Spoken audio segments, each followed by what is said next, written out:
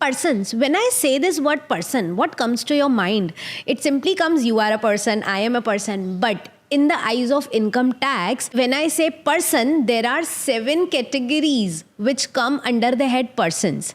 The first one being individual. Now, what is individual? It's a normal human being. Any individual, you and me are individuals.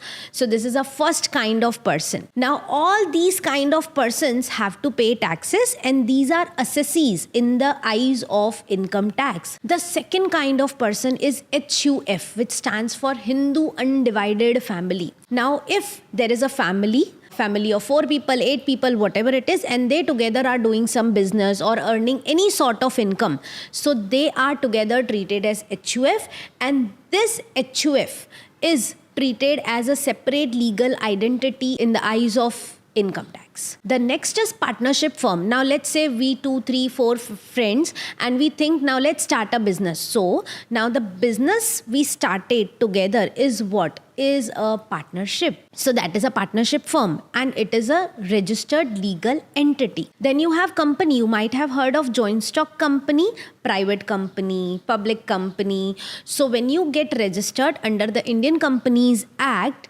it becomes a company.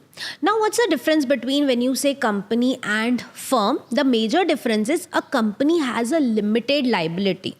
Also, when it comes to LLP, there is again a limited liability, but it is a kind of partnership firm with limited liability.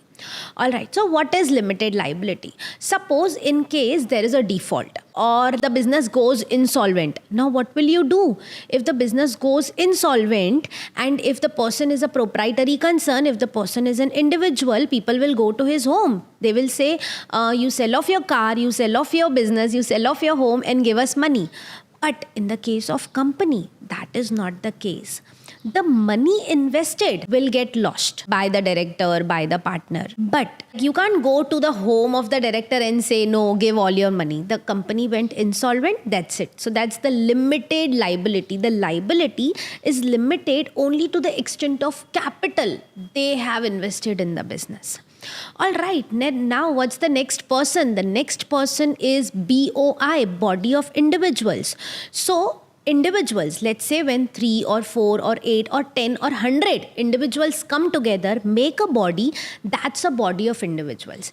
Example, a cooperative society. So what happens in a cooperative society? There are many people. All the people contribute as maintenance expenses. All the maintenance expenses gets combined. What do they do of this maintenance expenses? It is paid towards the electricity expenses, watchman, sweeper, etc. etc. Then next comes to association of persons. What is association of persons? Now in body of individuals were coming together, but in association of persons will come together. Now you know the difference between individuals and persons. So when I say association of persons, so a firm and a HUF can come together. An individual and a company can come together. A company and a BOI can come together. So like that. So that becomes an association of persons. And the last category of person in the eyes of income tax is artificial judicial person. So it is a person, but it is an artificial person. Now let's say local authority, Bombay Municipal Corporation, SEBI. What are these? They fall under the category of artificial judicial person.